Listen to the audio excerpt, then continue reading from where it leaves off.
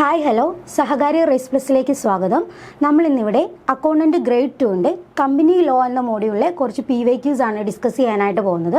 So ഒരു questions ആയിട്ട് നോക്കാം. ഫസ്റ്റ് ക്വസ്റ്റ്യൻ നോക്കിയേ. Audit company may make omnibus approval for option A, making of investment in other companies, option B, related party transactions proposed to be entered into by the company, option C, transferring non-functional undertaking, and option D, all of the above. എന്താണ് ഈ omnibus approval എന്ന് പറഞ്ഞാൽ?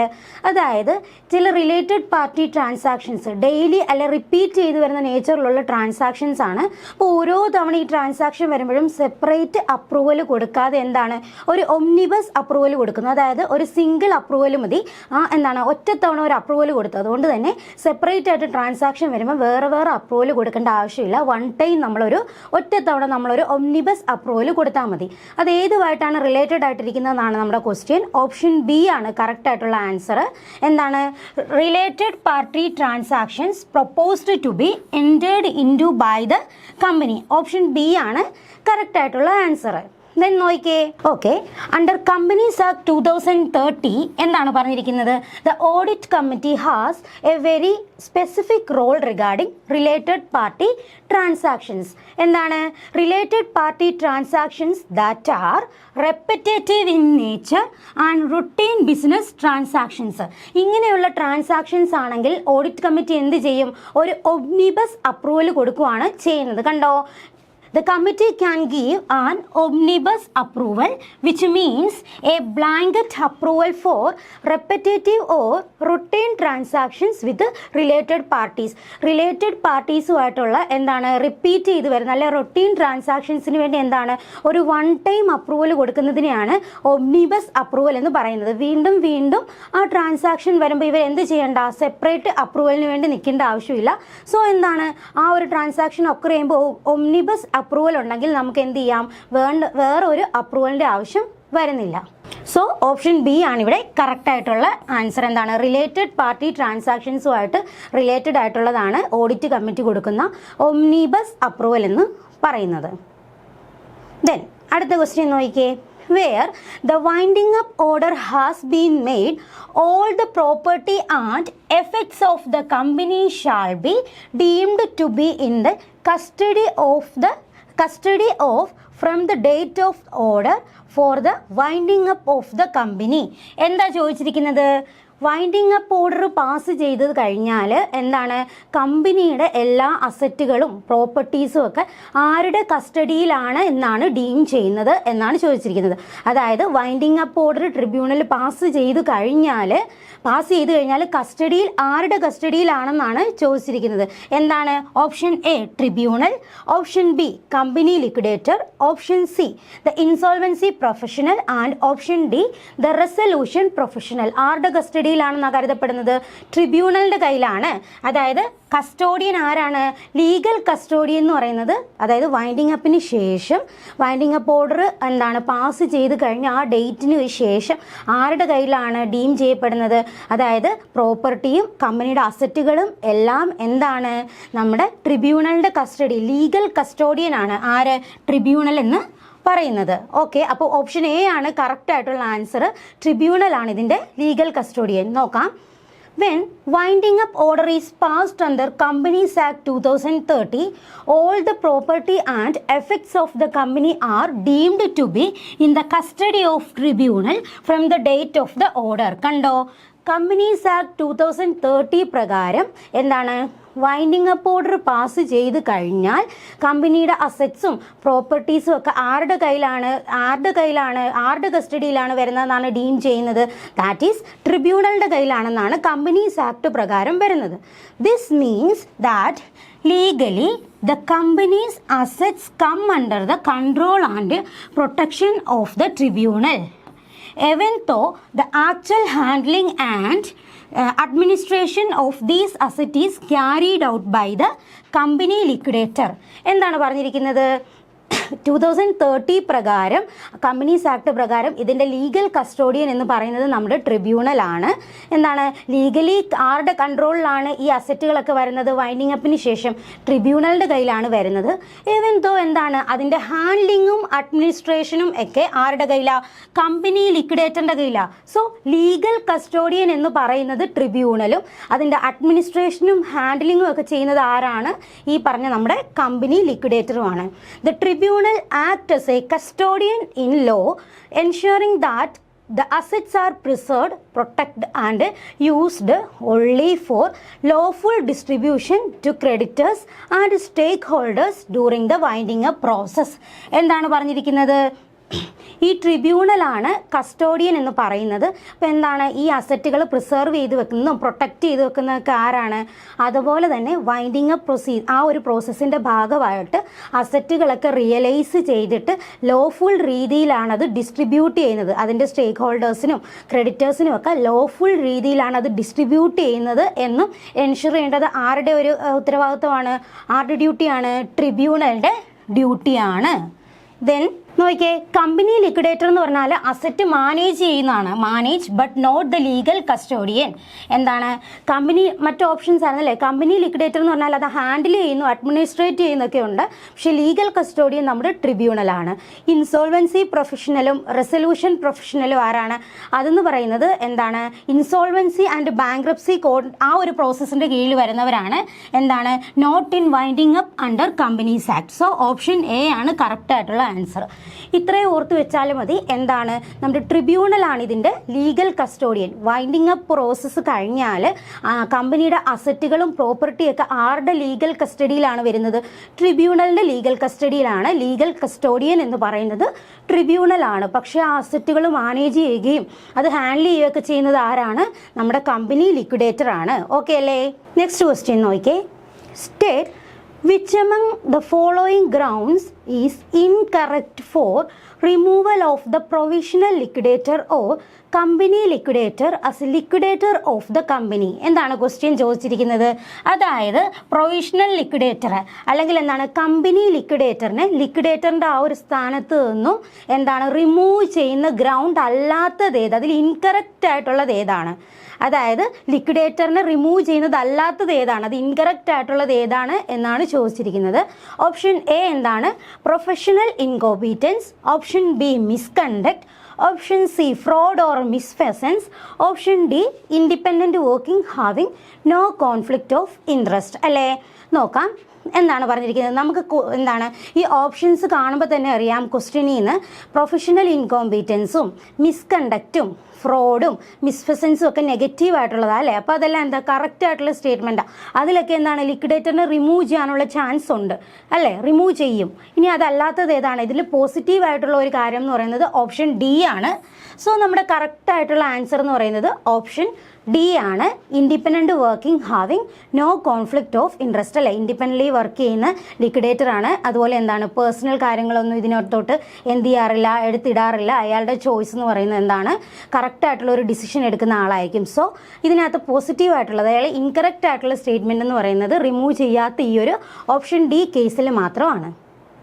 Then നോക്കിയേ, under companies act 2030 A provisional liquidator or a company liquidator can be removed by the tribunal only on valid grounds such as professional incompetence. അല്ലെ misconduct ചെയ്യുന്നു, fraud ചെയ്യുന്നു, മിസ്ഫെസൻസ് ചെയ്യുന്നു അല്ലേ? ഒരു എന്താണ് പ്രൊവിഷണൽ ലിക്വിഡേറ്ററിന് അല്ലെങ്കിൽ ഒരു കമ്പനി ലിക്വിഡേറ്ററിനെ എപ്പോഴാണ് ട്രിബ്യൂണൽ റിമൂവ് ചെയ്യുക? ഒന്നല്ലേ എന്തെങ്കിലും ഫ്രോഡോ അല്ലെങ്കിൽ എന്താണ് അയാൾ പ്രൊഫഷണലി എന്താണ് ഇൻകോമ്പീറ്റൻ്റ് ആണ് അല്ലെങ്കിൽ ഫ്രോഡോ മിസ്ഫെസൻസോ ഒക്കെ ചെയ്തല്ലേ? These are serious issues that indicate liquidator is not performing duties properly or is acting against the interest of the stakeholders. ഈ പറഞ്ഞ കാര്യങ്ങളൊക്കെ എന്താണ് സീരിയസ് ആയിട്ടുള്ള ഇഷ്യൂസ് ആണല്ലേ?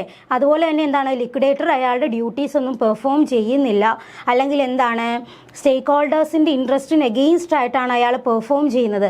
അങ്ങനെയുള്ള ഈ കേസിലൊക്കെ ആണെങ്കിൽ എന്ത് ചെയ്യാം? ട്രിബ്യൂണൽ ട്രിബ്യൂണലിന് ഈ ലിക്വിഡേറ്ററിന് എന്ത് ചെയ്യാനായിട്ട് പറ്റും? റിമൂവ് ചെയ്യാനായിട്ടുള്ള പവർ ഉണ്ട്. However independent working having no conflict of interest is actually എന്താണ്? ഒരു പോസിറ്റീവ് ക്വാളിറ്റി അല്ല, അതൊരു ഫോൾട്ട് അല്ല.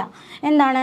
Liquidator is expected to act independently and without any conflict of interest to ensure fair and transparent winding up proceedings.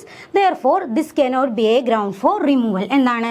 Independently എന്താണ്? Fair ആയിട്ട് കാര്യങ്ങളൊക്കെ ചെയ്യുന്ന ഒരു ലിക്വിഡേറ്റർ ആണെങ്കിൽ എന്താണ്? അങ്ങനെയാണല്ലേ, ട്രാൻസ്പെറൻ്റ് ആയിട്ടാണ് അയാൾ കാര്യങ്ങളൊക്കെ ചെയ്യേണ്ടത്. സോ ഇതൊരിക്കലും എന്തല്ല, അത് റിമൂവ് ചെയ്യുന്ന ഒരു കാരണം ആകില്ല അല്ലേ, ഇതൊരു പോസിറ്റീവായിട്ടുള്ള കാര്യമാണ്. Next, provisional liquidator or company liquidator can be removed by tribunal only on നോക്കിയേ പ്രൊഫഷണൽ ഇൻകോമ്പീറ്റൻസ്. എന്താണ്? പ്രൊഫഷണലി അയാൾ ഇൻകോമ്പീറ്റൻ്റ് ആണ് എങ്കിൽ എന്ത് ചെയ്യാം? ട്രിബ്യൂണൽ ഉറപ്പായിട്ടും റിമൂവ് ചെയ്യും അല്ലേ. This means liquidator does not have the required skill, knowledge or ability to perform duties properly. എന്താണ്? അയാൾ ലിക്വിഡേറ്റർ പ്രൊഫഷണലി ഇൻകോമ്പീറ്റൻ്റ് ആണ്, എല്ലാ കാര്യങ്ങളും കറക്റ്റായിട്ട് ചെയ്യാൻ, ഡ്യൂട്ടീസ് പെർഫോം ചെയ്യാനുള്ള എബിലിറ്റി ഇല്ല, സ്കില്ലോ കാര്യങ്ങളോ ഒന്നും ഇല്ലെങ്കിൽ അയാൾ റിമൂവ് ചെയ്യും അല്ലേ. ഫോർ എക്സാമ്പിൾ നോക്കിയേ, failure to maintain accounts, improper handling of company assets, lack of understanding of legal procedures അല്ലേ. നോക്കിയേ, നല്ല രീതിയിൽ അക്കൗണ്ട്സ് മെയിൻറ്റെയിൻ ചെയ്യാനായിട്ട് അറിയില്ല അല്ലെ, എന്താണ്? ഇംപ്രോപ്പർ രീതിയിൽ കമ്പനിയുടെ അസറ്റ്സ് യൂസ് ചെയ്യുന്നു, ലീഗൽ പ്രൊസീജിയേഴ്സിനെ കുറിച്ചൊന്നും അറിവില്ല. ഇങ്ങനെയൊക്കെ ആണെങ്കിൽ എന്താണ്? നമ്മുടെ ലിക്വിഡേറ്റർ എന്താണ്? പ്രൊഫഷണലി ഇൻകോമ്പീറ്റൻ്റ് ആണ്. ആ ഒരു സാഹചര്യത്തിൽ ഉറപ്പായിട്ടും ട്രിബ്യൂണൽ എന്ത് ചെയ്യും? റിമൂവ് ചെയ്യും അല്ലേ. ദെൻ നോക്കിയേ, misconduct. This refers to improper or unethical behavior while performing duties. എന്താണ്? ഡ്യൂട്ടീസ് ചെയ്യുമ്പോൾ അൺഎത്തിക്കൽ ആയിട്ടല്ലേ, ഇംപ്രോപ്പർ രീതിയിൽ കാര്യങ്ങൾ പെർഫോം ചെയ്യുന്നു. എക്സാമ്പിൾ കണ്ടോ, ആക്ടിങ് നെഗ്ലിജൻ്റ്ലി, അബ്യൂസിങ് അതോറിറ്റി, അല്ലെങ്കിൽ എന്താണ്? നോട്ട് ഫോളോവിങ് ട്രിബ്യൂണൽ ഡയറക്ഷൻസ് അല്ലേ. ട്രിബ്യൂണലിൻ്റെ ഡയറക്ഷൻസിനനുസരിച്ചല്ല ഇയാൾ പ്രവർത്തിക്കുന്നത്, അൺഎത്തിക്കൽ ബിഹേവിയർ കാണിക്കുന്നു അല്ലേ, ഇംപ്രോപ്പർ രീതിയിൽ ഡ്യൂട്ടീസൊക്കെ പെർഫോം ചെയ്യുന്നു. ഇതിനെയാണ് മിസ്കണ്ടക്ട് എന്ന് പറയുന്നത് അല്ലേ. അപ്പോൾ പ്രൊഫഷണലി ഇൻകോമ്പീറ്റൻ്റ് ആണല്ലേ, മിസ്കണ്ടക്റ്റ് ഒക്കെ ചെയ്യുവാണെങ്കിൽ എന്ത് ചെയ്യും? ലീഗലി ഇയാളെ റിമൂവ് ചെയ്യും ട്രിബ്യൂണൽ അല്ലേ. Then fraud or misfeasance. എന്താ അവിടെ പറഞ്ഞിരിക്കുന്നത് നോക്കിയേ. This is the most serious ground involving dishonest or illegal actions. എന്താണ്? ലിക്വിഡേറ്ററിൻ്റെ ഭാഗത്ത് നിന്ന് ഡിസോണസ്റ്റ് ആയിട്ടുള്ള ഇല്ലീഗൽ ആയിട്ടുള്ള ആക്ഷൻസ് വരുന്നു. ഫ്രോഡ് കണ്ടോ, ഇൻറ്റൻഷണൽ ചീറ്റിംഗ് ഓർ ഡിസെംഷൻ. എന്താണ്? മനഃപൂർവ്വം അയാൾ ചീറ്റ് ചെയ്യുന്നു അല്ലെങ്കിൽ ഡിസീവ് ചെയ്ത് വെക്കുന്നു കാര്യങ്ങൾ. മിസ്ഫെസൻസ് എന്ന് പറയുമ്പോൾ എന്താണ്? പവർ മിസ്യൂസ് ചെയ്യുന്നു അല്ലെ, wrongful use of companies funds. കണ്ടോ, മിസ്ഫെസൻസ് എന്ന് പറഞ്ഞാൽ misuse of power or wrongful use of companies fund. എന്താ? കമ്പനിയുടെ ഫണ്ടുകൾ എടുത്ത് ഇംപ്രോപ്പർ രീതിയിൽ യൂസ് ചെയ്യുന്നു, അല്ലെങ്കിൽ എന്താണ്? പവർ മിസ്യൂസ് ചെയ്യുന്നു. ഇതൊക്കെ എന്താണ്? മിസ്ഫെസൻസ് ആണ് അല്ലേ. ഫോർ എക്സാമ്പിൾ നോക്കിയേ, misappropriation of assets, personal gain from companies property അല്ലേ. കമ്പനിയുടെ പ്രോപ്പർട്ടി എടുത്തിട്ട് അതിനകത്തുനിന്ന് പേഴ്സണൽ പ്രോഫിറ്റും ഗെയിനും ഒക്കെ നേടുന്നു. ഇതൊക്കെയാണ് എന്തെന്ന് പറയുന്നത്? മിസ്ഫെസൻസ് അല്ലെ, ഫ്രോഡ് എന്ന് പറയുന്നത്. ദെൻ സോ ഇവിടെ എന്താണ് കറക്റ്റ് ഓപ്ഷൻ എന്ന് പറയുന്നത്? എന്താണ് ആൻസർ? ഡി ആണ് കറക്റ്റ് ആയിട്ടുള്ള ഓപ്ഷൻ ആയിട്ട് വരുന്നത്. ഓക്കെ അല്ലേ. അതായത് ഇൻഡിപെൻഡൻ്റ്ലി വർക്ക് ചെയ്യുന്ന ലിക്വിഡേറ്റർ ആണ് അല്ലേ, without any conflict of interest അല്ലേ. ബാക്കിയെല്ലാം എന്താണ്? നെഗറ്റീവ് ആയിട്ടുള്ള കാര്യമായിരുന്നു, ഇൻഡയറക്റ്റ് ആയിട്ട് വരുന്ന. അപ്പോൾ എന്താണ് ഈ ആൻസർ എന്ന് പറയുന്നത്? ഓപ്ഷൻ ഡി ആണ്, അതൊരു പോസിറ്റീവ് ആയിട്ടുള്ള കാര്യമായിരുന്നു അല്ലേ. നെക്സ്റ്റ് അടുത്തൊരു ക്വസ്റ്റ്യൻ നോക്കിയേ. Every director shall at the first meeting of the board in which he participate as a director disclose. എന്താണ്?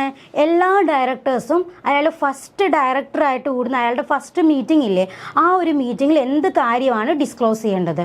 Option A, his concern or interest in any company. Option B, his director's identification number, DIN number. Then option C, his permanent account number.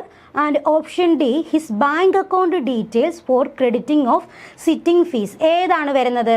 First അയാൾ എന്താണ്? Board of ഡയറക്ടേഴ്സിൽ അയാൾ ഡയറക്ടറായിട്ട് ആ board മീറ്റിങ്ങിൽ കൂടുമ്പോൾ അയാൾ ആദ്യമായിട്ട് disclose ചെയ്യേണ്ട കാര്യം എന്ന് പറയുന്നത് നമുക്ക് കാണുമ്പോൾ അറിയാം, മോസ്റ്റ് ഇമ്പോർട്ടൻ്റ് ആയിട്ട് വരുന്നത് ഓപ്ഷൻ എ ആണ്. That is his concern or interest in any company. എന്താണ്? ഓപ്ഷൻ എ ആണല്ലേ correct answer. Under Companies Act 2030, every director is legally required to disclose his concern or interest in any company, firm, or association of individuals at the first board meeting in which he participate as a director. അല്ലേ, ഡയറക്ടറായിട്ട് അയാൾ first participate ചെയ്യുന്ന ആ മീറ്റിങ്ങിൽ അയാൾ എന്ത് ചെയ്യണം? Companies act 2030 പ്രകാരം director വേറൊരു കമ്പനിയിലോ അല്ലെ ഫേമിലോ അസോസിയേഷൻ ഓഫ് ഇൻഡിവിജ്വൽസ് അല്ലേ, അതിനകത്ത് എന്ത് പറഞ്ഞിരിക്കണം? അയാളുടെ കമ്പനിയോടുള്ള ഇൻട്രസ്റ്റ് ഡിസ്ക്ലോസ് ചെയ്തിരിക്കണം. എല്ലാ കാര്യങ്ങളും ട്രാൻസ്പെറൻ്റ് ആയിട്ട് പോകാനും അല്ലേ, അയാളുടെ ഡിസിഷൻസ് ഒരിക്കലും മറ്റുള്ളവരുടെ ഒരു ഡിസിഷൻ അല്ലേ അതുമായിട്ട് ബന്ധപ്പെട്ടോ ഇൻഫ്ലുവൻസ് അല്ല, ഒരു അൺബയാസ്ഡ് ഡിസിഷൻ എടുക്കാനായിട്ട് പറ്റണം. ബാക്കിയുള്ളവരുടെ ഡിസിഷൻസ് ഒരിക്കലും ഇയാളെ അഫക്റ്റ് ചെയ്യാൻ പാടില്ലാത്ത രീതിയിലായിരിക്കണം ഡിസിഷൻസ് എടുക്കുന്നത്. So by declaring such interest the director inform the board about any personal or financial involvement that could influence his judgment in companies matters അല്ലേ. ഇത് ഡിക്ലെയർ ചെയ്യുന്നത് വഴി അയാൾ പറയുകയാണ് അല്ലേ, അയാൾ എടുക്കുന്ന ഡിസിഷനും കാര്യങ്ങളും ഒക്കെ കമ്പനിയുടെ മാറ്റേഴ്സിനെ അഫക്റ്റ് ചെയ്യുമോ എന്നുള്ള രീതിയിലല്ലേ, അയാളുടെ പേഴ്സണൽ കാര്യങ്ങളുമായിട്ട് ഒരിക്കലും മിങ്കിൾ ചെയ്യാനായിട്ട് പാടില്ല. ഒരു അൺബയാസ്ഡ് ജഡ്ജ്മെന്റ് ആയിരിക്കണം ഇയാൾ എടുക്കുന്നത്. എല്ലാ കാര്യങ്ങളും ട്രാൻസ്പെറൻസിയോടും ഒബ്ജക്ടിവിറ്റിയോടും കൂടി വേണം കാര്യങ്ങൾ എടുക്കാനായിട്ട്. ദെൻ ബാക്കി ഓപ്ഷൻസ് എന്തൊക്കെയായിരുന്നു? Director identification number, pan number, bank account details are administrative or identification details and are not required to be disclosed in the board meeting under these provision. ഈ കാര്യങ്ങളൊന്നും അല്ല ആദ്യം ഡിസ്ക്ലോസ് ചെയ്യേണ്ട അയാളുടെ ആ ഒരു കമ്പനിയോടുള്ള ഇൻട്രസ്റ്റും കൺസേണും ആണ് കാണിക്കേണ്ടത്. അടുത്തൊരു ക്വസ്റ്റ്യനിലേക്ക് മൂവ് ചെയ്താലോ, നോക്കിക്കേ. Which of the following statements are correct അല്ലെ സ്റ്റേറ്റ്മെൻറ്റ് ഈസ് കറക്റ്റ്. താഴെ കൊടുത്തിരിക്കുന്നതിൽ ഏത് സ്റ്റേറ്റ്മെൻ്റ് ആണ് കറക്റ്റ് എന്നാണ് ചോദിച്ചിരിക്കുന്നത്. ഓപ്ഷൻ എ എന്ന് പറയുന്നത് A company which was incorporated a year before can contribute any amount to any political party. എന്താ പറഞ്ഞിരിക്കുന്നത്? ഏതൊരു കമ്പനി ആണെങ്കിലും 1 ഇയർ മുന്നേ അത് ഇൻകോർപ്പറേറ്റ് ചെയ്തിട്ടുള്ളതാണെങ്കിൽ എന്ത് ചെയ്യാം? ഏത് പൊളിറ്റിക്കൽ പാർട്ടീസിനും എനി എമൗണ്ട് വേണേലും കോൺട്രിബ്യൂട്ട് ചെയ്യാൻ പറ്റും എന്നാണ് പറയുന്നത്. അടുത്ത option B a government company may contribute any amount to any political party. ഇവിടെ എന്താ പറയുന്നത്? ഒരു ഗവൺമെൻറ് കമ്പനി ആണെങ്കിൽ പൊളിറ്റിക്കൽ പാർട്ടീസിന് എത്ര എമൗണ്ട് വേണേലും കോൺട്രിബ്യൂട്ട് ചെയ്യാനുള്ള റൈറ്റ് ഉണ്ട്. Option C a public company may contribute any amount to any political party. ഒരു പബ്ലിക് കമ്പനി ആണെങ്കിൽ അവർക്ക് എന്ത് ചെയ്യാനായിട്ട് പറ്റും? പൊളിറ്റിക്കൽ പാർട്ടീസിന് എത്ര എമൗണ്ട് വേണേലും കൊടുക്കാനായിട്ട് പറ്റും. Option D a private company is not allowed to contribute any amount to any political party. ഇതിൽ കറക്റ്റ് സ്റ്റേറ്റ്മെൻറ്റ് ഏതാണ് ചോദിച്ചിരിക്കുന്നത്? കറക്റ്റ് സ്റ്റേറ്റ്മെൻറ്റ് ഏതാണെന്നുള്ളതാണ്. ഡിയിൽ എന്താ പറഞ്ഞിരുന്നത്? പ്രൈവറ്റ് കമ്പനിക്ക് എന്ത് ചെയ്യാനായിട്ട് പറ്റില്ല? പൊളിറ്റിക്കൽ പാർട്ടീസിന് കോൺട്രിബ്യൂഷൻ കൊടുക്കാനായിട്ട് പറ്റില്ല എന്നാണ് പറയുന്നത്. ഇവിടെ ആൻസർ കറക്റ്റായിട്ട് വരുന്നത് ഓപ്ഷൻ സി ആണ്. പബ്ലിക് കമ്പനിക്കാണ് എത്ര എമൗണ്ട് വേണേലും ഏത് പൊളിറ്റിക്കൽ പാർട്ടീസിന് വേണേലും കൊടുക്കാനായിട്ട് കോൺട്രിബ്യൂഷൻ ചെയ്യാനായിട്ട് സാധിക്കുന്നത്. നോക്കിയേ, under companies act 2030 A public company is allowed to contribute to political parties without any upper monetary limit provided it complies with disclosure requirement and follows due procedure. എന്താണ് പറയുന്നത്? Companies act 2030 പ്രകാരം ഒരു public കമ്പനിക്ക് upper limit ഇല്ലാതെ തന്നെ എന്ത് ചെയ്യാനായിട്ട് പറ്റും? ഒരു പൊളിറ്റിക്കൽ പാർട്ടീസിന് കോൺട്രിബ്യൂട്ട് ചെയ്യാനായിട്ട് പറ്റും. അവർ വേണ്ട ലീഗൽ കാര്യങ്ങളൊക്കെ കറക്റ്റായിട്ട് ഫോളോ ചെയ്യുന്നുണ്ട്. എല്ലാ കാര്യങ്ങളും ചെയ്യുന്നുണ്ടെങ്കിൽ അപ്പർ ലിമിറ്റ് ഇല്ലാതെ തന്നെ പബ്ലിക് കമ്പനിക്ക് എന്ത് ചെയ്യാനായിട്ട് പറ്റും? പൊളിറ്റിക്കൽ പാർട്ടീസിന് കോൺട്രിബ്യൂട്ട് ചെയ്യാനായിട്ട് പറ്റും. പക്ഷേ earlier there were restrictions such as a maximum percentage of average net profit and a minimum existence of 3 years. But these limits were removed through amendments. ഏത് അമെൻമെൻറ്റ് വഴിയാണ്? Finance act 2070. പക്ഷേ ഇതിന് മുന്നേ ഒരു limit വെച്ചിട്ടുണ്ടായിരുന്നു. Maximum percentage of average net profit, അതുപോലെ തന്നെ minimum 3 year എക്സിസ്റ്റൻസും വേണമായിരുന്നു. പക്ഷേ ഫിനാൻസ് ആക്ട് 2017 പ്രകാരം ഈ ഒരു റെസ്ട്രിക്ഷൻ എടുത്ത് മാറ്റുകയാണ് ചെയ്തത്. നോക്കിയേ, സോ ഓപ്ഷൻ എ ഇൻകറക്റ്റ് ആണ്. എന്തുകൊണ്ടാണ്? because earlier restrictions required companies to be in existence for at least 3 years. അപ്പോൾ എന്താണ് ഇത് നോക്കുവാണെങ്കിൽ ആ ഒരു അസംഷനാണ് എടുത്തിരുന്നത്. മുന്നേ എന്തുണ്ടായിരുന്നു, ഇപ്പോൾ ആ ഒരു ഓപ്ഷനിൽ പറഞ്ഞിരുന്നത് എന്തായിരുന്നു, ഓപ്ഷൻ എയിൽ പറഞ്ഞിരുന്നത് ഏതൊരു കമ്പനിക്കും 1 year ഓഫ് എക്സിസ്റ്റൻസ് ഉണ്ടെങ്കിൽ അവർക്ക് പൊളിറ്റിക്കൽ പാർട്ടീസിന് കോൺട്രിബ്യൂട്ട് ചെയ്യാം എന്നാണ് പറഞ്ഞത്. പക്ഷേ അങ്ങനെയല്ല, മുന്നേ ഒരു റിസ്ട്രിക്ഷൻ ഉണ്ടായിരുന്നു അല്ലേ, 3 year അറ്റ്ലീസ്റ്റ് 3 year എക്സിസ്റ്റൻസ് വേണമായിരുന്നു. സോ അതുകൊണ്ട് ആ ഒരു രീതിയിലാണ് ഇത് ഫ്രെയിം ചെയ്ത് വെച്ചിരിക്കുന്നത്. അതുകൊണ്ടാണ് ഓപ്ഷൻ എ ഇൻകറക്റ്റ് ആക്കി മാറ്റിയത്. ഓപ്ഷൻ ബി ഇൻകറക്റ്റ് ആണ്. എന്തുകൊണ്ടാണ്? Government companies are prohibited from making political പാർട്ടീസിന് കോൺട്രിബ്യൂഷൻ ചെയ്യാനായിട്ട് പറ്റത്തില്ല. എന്താണ്, ഗവൺമെൻറ് കമ്പനീസിന് കോൺട്രിബ്യൂട്ട് ചെയ്യാൻ പറ്റുമെന്നായിരുന്നല്ലേ കണ്ടിരുന്നത്. പക്ഷേ അവർ പ്രൊഹിബിറ്റ് ചെയ്തിരിക്കുവാണ്. അവർക്ക് ഗവൺമെൻറ് കമ്പനി ആണെങ്കിൽ അവർക്ക് കോൺട്രിബ്യൂഷൻസ് കൊടുക്കാനായിട്ടുള്ള റൈറ്റ് ഇല്ല. സോ ഓപ്ഷൻ ബിയും ഇൻകറക്റ്റ് ആണ്. ഓപ്ഷൻ ഡിയിൽ എന്തായിരുന്നു പറഞ്ഞിരുന്നത്, ഇത് കണ്ടോ, option D is incorrect because private companies are also allowed to contribute subjected to complaints. They are not completely bad. നമ്മൾ കണ്ടിരുന്നത് പ്രൈവറ്റ് കമ്പനീസിന് കോൺട്രിബ്യൂട്ട് ചെയ്യാൻ പറ്റില്ല എന്നുള്ളത്. പക്ഷേ കോൺട്രിബ്യൂട്ട് ചെയ്യാനായിട്ട് പറ്റും. കുറച്ച് ലീഗൽ കാര്യങ്ങളൊക്കെ ഉണ്ട് അതിൻ്റെ പിറകിൽ. പക്ഷേ എങ്കിലും അവർ കംപ്ലീറ്റ്ലി അവർക്ക് കോൺട്രിബ്യൂട്ട് ചെയ്യാൻ പറ്റാതെയൊന്നുമില്ല. സോ അവർക്ക് കോൺട്രിബ്യൂട്ട് ചെയ്യാം. അതുകൊണ്ട് തന്നെ ഓപ്ഷൻ എയും ബിയും ഡിയും ഇൻകറക്റ്റ് ആണ്. സി ആയിരുന്നു കറക്റ്റ് ആയിട്ടുള്ള ആൻസർ അല്ലേ. പബ്ലിക് കമ്പനീസിനാണ് അപ്പർ ലിമിറ്റ് ഇല്ലാതെ തന്നെ എന്ത് ചെയ്യാനായിട്ട് പറ്റുന്നത്, പൊളിറ്റിക്കൽ പാർട്ടീസിന് കോൺട്രിബ്യൂട്ട് ചെയ്യാനായിട്ട് പറ്റുന്നത്. നെക്സ്റ്റ് ക്വസ്റ്റ്യൻ നോക്കിയേ. In case of a company where minimum percent members are relatives of promoters or are related parties, they are not precluded from voting on a resolution for approving any related party transaction. എന്താണ് പറഞ്ഞിരിക്കുന്നത്, ഇപ്പോൾ ഒരു company അതിൽ ഇത്ര percent ഒന്നല്ലെങ്കിൽ അവർ മെമ്പേഴ്സാണ്, അല്ലെങ്കിൽ പ്രൊമോട്ടേഴ്സിൻ്റെ റിലേറ്റീവ്സോ related പാർട്ടീസോ ആണെങ്കിൽ അവരെ വോട്ടിങ്ങിൽ നിന്ന് മാറ്റി നിർത്താനായിട്ട് പറ്റില്ല. അത് എത്ര പെർസെൻറ്റ് ആണെന്നാണ് ചോദിച്ചിരിക്കുന്നത്. Option A 80, option B 85, option C 90 and option D 95. Option C 90 ആണ് നമ്മുടെ കറക്റ്റ് ആയിട്ടുള്ള ആൻസർ വരുന്നത്. നോക്കാം, എക്സ്പ്ലനേഷനും കൂടെ കേട്ട് കഴിയുമ്പോൾ നിങ്ങൾക്ക് മനസ്സിലാവും. Under companies act 2030 generally related parties are not allowed to vote on resolution approving related party transactions to ensure fairness and avoid a conflict of interest. However, there is an important exemption. നോക്കാം, ഒരു important ആയിട്ടുള്ള exception ഉണ്ട്. Normally companies act 2030 പ്രകാരം related party ട്രാൻസാക്ഷൻസിൻ്റെ resolutions pass ചെയ്യുമ്പോൾ എന്ത് പറ്റില്ല, related പാർട്ടീസിന് അതിൽ vote ചെയ്യാനായിട്ട് അവർ ഇൻക്ലൂഡ് ചെയ്യില്ല, അവരെ വോട്ട് ചെയ്യാനായിട്ട് അനുവദിക്കാറില്ല. പക്ഷെ അതിനൊരു എക്സെപ്ഷൻ ഉണ്ട്. നോക്കിയേ, if 90% or more of the members are relatives of promoters or are themselves related parties, then such members are allowed to vote on the resolution. ഇപ്പോൾ ഒരു കമ്പനി അതിൻ്റെ 90% ഓഫ് ആൾക്കാർ ഒന്നല്ലേ പ്രൊമോട്ടേഴ്സിൻ്റെ റിലേറ്റീവ്സ് ആണ്, അല്ലെങ്കിൽ അവർ അങ്ങോട്ടും ഇങ്ങോട്ടും റിലേറ്റഡ് പാർട്ടീസ് ആണ്.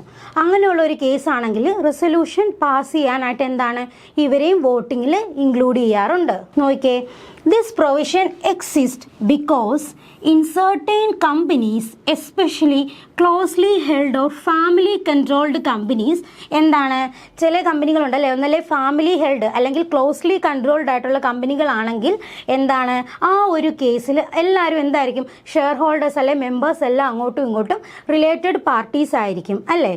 In such situations if related parties were completely barred from voting, it would become impossible to pass any resolution regarding related party transactions. ഇപ്പോൾ ഒരു 90% അല്ലെ അതിൽ കൂടുതലും മെമ്പേഴ്സ് എല്ലാം റിലേറ്റീവ്സോ അല്ലെ റിലേറ്റഡ് പാർട്ടീസോ ആണെങ്കിൽ ഇവർ റിലേറ്റഡ് ആയിട്ടുള്ള ട്രാൻസാക്ഷൻസ് അല്ലെ റെസൊല്യൂഷൻ പാസ് ചെയ്യാൻ നേരം ഇവർ വോട്ട് ചെയ്തില്ലെങ്കിൽ ഔട്ട് ചെയ്യാനായിട്ട് ആൾക്കാർ കുറവായിരിക്കുമല്ലോ. കാരണം 90% റിലേറ്റീവ്സ് ആണ് അല്ലേ. അവരെയും കൂടെ അതിൽ നിന്ന് മാറ്റി നിർത്തിയാൽ കമ്പനിയുടെ കാര്യങ്ങൾ നല്ല രീതിയിൽ റെസൊല്യൂഷൻ നമുക്ക് പാസ് ചെയ്യാനായിട്ട് പറ്റത്തില്ല. ബിക്കോസ് എന്തുകൊണ്ടാണ് 90% ഓഫ് അല്ലെ അതിൽ കൂടുതലും ആൾക്കാർ റിലേറ്റഡ് പാർട്ടീസ് ആണ്, അല്ലെങ്കിൽ അവരെല്ലാം ഇപ്പോൾ ഈ ക്ലോസ്ലി ഹെൽഡ് ആയിട്ടുള്ള ഫാമിലി ഹെൽഡ് ആയിട്ടുള്ള കമ്പനി അങ്ങനെ കൺട്രോൾ ചെയ്യുന്ന കമ്പനികളൊക്കെ ആണെങ്കിൽ അല്ലേ അങ്ങോട്ടും ഇങ്ങോട്ടും മെമ്പേഴ്സും ഷെയർ ഹോൾഡേഴ്സും ഒക്കെ എന്താണ് റിലേറ്റഡ് പാർട്ടീസും റിലേറ്റീവ്സും ഒക്കെ ആയിരിക്കും. സോ എന്താണ് അങ്ങനെയാണെങ്കിൽ അവരെന്താണ് വോട്ടിങ്ങിൽ നിന്ന് മാറ്റി നിർത്തത്തില്ല, അവരെയും വോട്ടിങ്ങിൽ ഇൻക്ലൂഡഡ് ആയിട്ടുള്ള ആൾക്കാരായിരിക്കും. നോർമലി അത് പറ്റില്ല, ഈ എക്സംഷൻ ആണ് പറയുന്നത്. ആ എക്സെപ്ഷനകത്ത് എന്താണ് പറയുന്നത് 90% ആൾക്കാരും റിലേറ്റഡ് പാർട്ടീസ് ആയിരിക്കും. ദെൻ അടുത്ത ഒരു ക്വസ്റ്റ്യൻ എന്ന് പറയുന്നത് നോക്കിയേ, minimum number of members and directors of A public company അല്ലേ. ഒരു പബ്ലിക് കമ്പനിയിൽ മിനിമം എത്ര മെമ്പേഴ്സ് വേണം, എത്ര ഡയറക്ടേഴ്സ് വേണം എന്നുള്ളതാണ് question. Okay, option A 7 members and 7 directors. Option B 7 members and 3 directors. Option C 3 members and 7 directors. And option D 3 members and 3 directors. നമുക്കറിയാലേ option B ആണ് കറക്റ്റ് ആയിട്ടുള്ള ആൻസർ. 7 മെമ്പേഴ്സും 3 ഡയറക്ടേഴ്സും വേണം അല്ലേ. നോക്കിയേ, അണ്ടർ കമ്പനീസ് ആക്ട് 2030 പ്രകാരം a public company must have minimum 7 members അല്ലേ. പബ്ലിക് കമ്പനി ആണെങ്കിൽ മിനിമം എത്ര പേര് വേണം, 7 മെമ്പേഴ്സ് വേണം അല്ലേ. പബ്ലിക് കമ്പനി ആണെങ്കിൽ മിനിമം 7 മെമ്പേഴ്സ് വേണം, ഷെയർ ഹോൾഡേഴ്സ് വേണം. And it must have minimum of 3 directors on its board. എത്ര ഡയറക്ടേഴ്സ് വേണം, 3 ഡയറക്ടേഴ്സും വേണം അല്ലേ. പബ്ലിക് കമ്പനി ആണെങ്കിൽ സിമ്പിൾ ആണ് ഇത്, പക്ഷേ എങ്കിലും എപ്പോഴും റിപ്പീറ്റ് ചെയ്ത് പോയിക്കുന്ന ഒരു ക്വസ്റ്റ്യൻ ആണ്. പബ്ലിക് കമ്പനി ആണെങ്കിൽ എന്താണ് 7 മെമ്പേഴ്സും മിനിമം എത്ര ഡയറക്ടേഴ്സ് വേണം, 3 ഡയറക്ടേഴ്സും വേണം. നോക്കിയേ, ഇനി as per companies act 2013 A private company must have at least 2 members അല്ലേ. പ്രൈവറ്റ് കമ്പനി ആണെങ്കിൽ എത്ര മെമ്പേഴ്സ് വേണം, 2 മെമ്പേഴ്സ് ആണ് വേണ്ടത്. It must have at least 2 directors അല്ലേ. 2 ഡയറക്ടേഴ്സും വേണം. അപ്പോൾ പബ്ലിക് കമ്പനി ആണെങ്കിൽ 7 മെമ്പേഴ്സും എത്രയാണ് 3 ഡയറക്ടേഴ്സും വേണം. പ്രൈവറ്റ് കമ്പനി ആണെങ്കിലോ 2 മെമ്പേഴ്സും 2 ഡയറക്ടേഴ്സും ആണ് വേണ്ടത്. ഓക്കെ അല്ലേ ഇത്. സോ എന്താണ്, in case of A public company minimum 7 members and A minimum of 3 directors are required അല്ലേ. സോ ഓപ്ഷൻ ബി ആയിരുന്നു അത് പറഞ്ഞിരുന്നത് അല്ലേ, 7 മെമ്പേഴ്സും 3 ഡയറക്ടേഴ്സും. നെക്സ്റ്റ് ക്വസ്റ്റ്യൻ നോക്കിയേ, A person cannot be appointed as alternative director four എന്താണ്, ഓൾട്ടർനേറ്റീവ് ഡയറക്ടർ അപ്പോയിൻറ്റ് ചെയ്യാൻ പറ്റാത്ത ഒരു പേഴ്സൺ എന്താണ് cannot be appointed as alternative director. അത് ആരാണെന്നാണ് ചോദിച്ചിരിക്കുന്നത്. Option A woman director, option B promoter director, option C all time director and option D independent director. Answer വരുന്നത് option D ആണ്, independent ഡയറക്ടറാണ് correct ആയിട്ടുള്ള ആൻസർ. നോക്കിയേ, under companies act 2030 an alternative director is appointed to act in place of an original director during their absence from India for a period of not less than 3 months.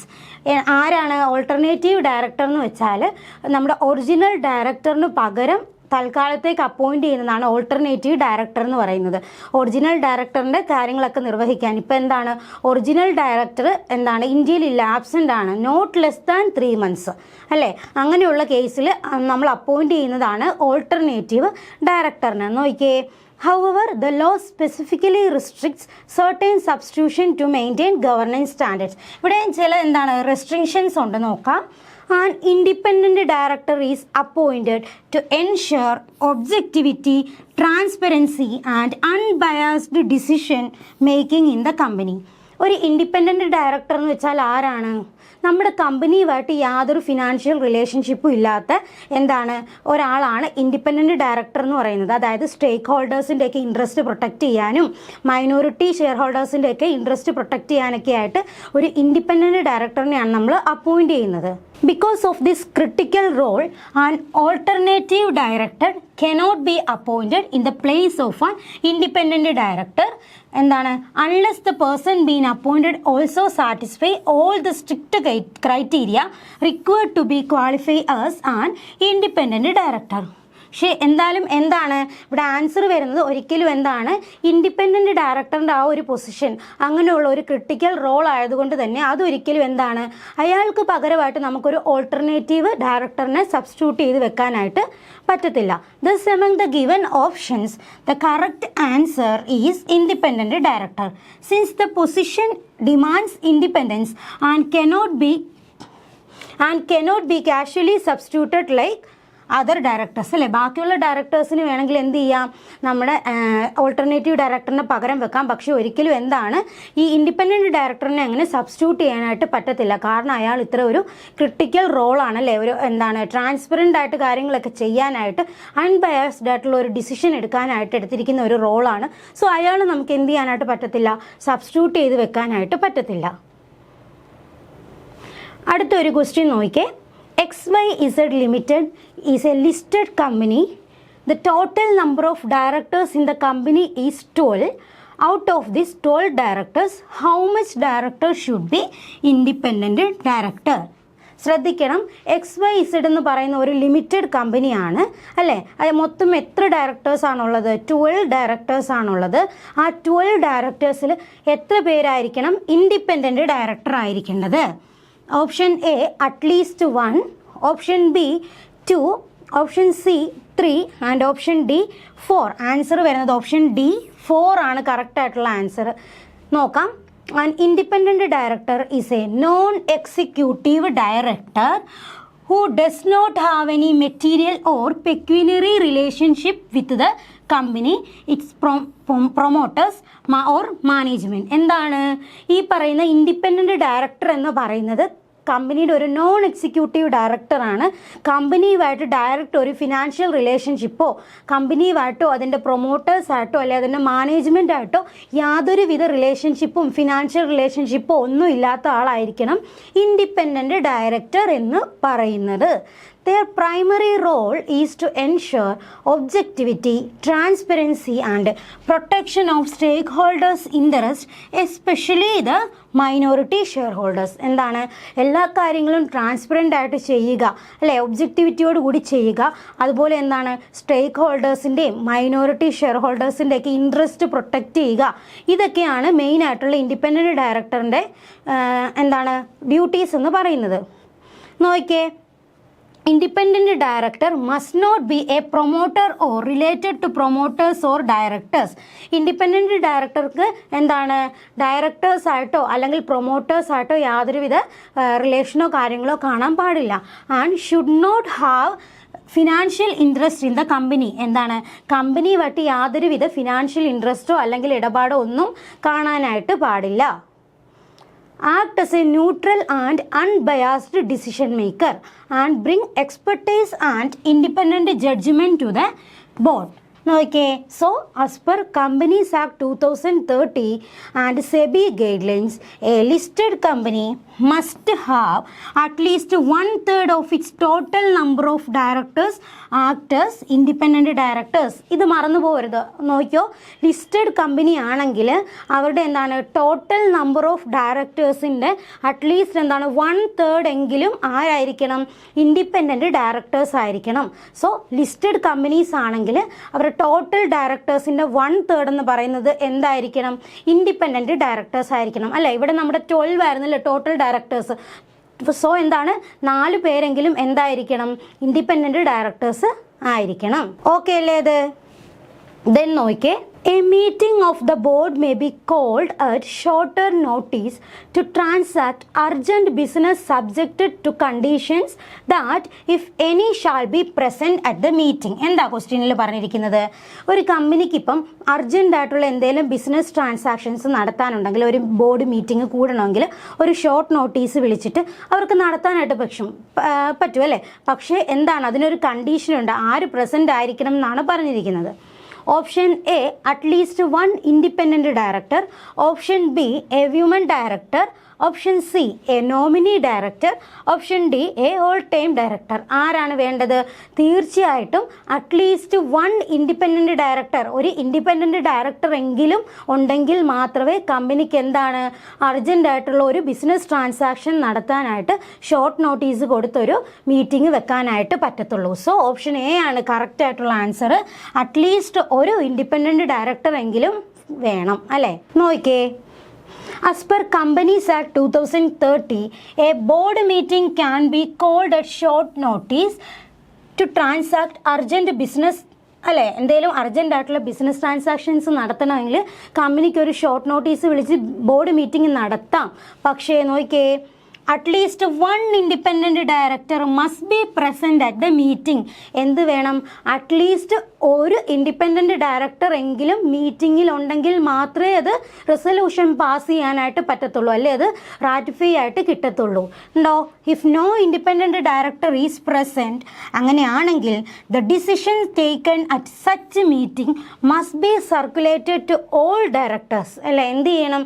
Independent director ഇല്ലാതെയാണ് meeting നടന്നതെങ്കിൽ ആ മീറ്റിങ്ങിൽ എടുക്കുന്ന decision എല്ലാ ഡയറക്ടേഴ്സിൻ്റെ ഇടയിലും circulate ചെയ്തിട്ട് എന്ത് ചെയ്യണം?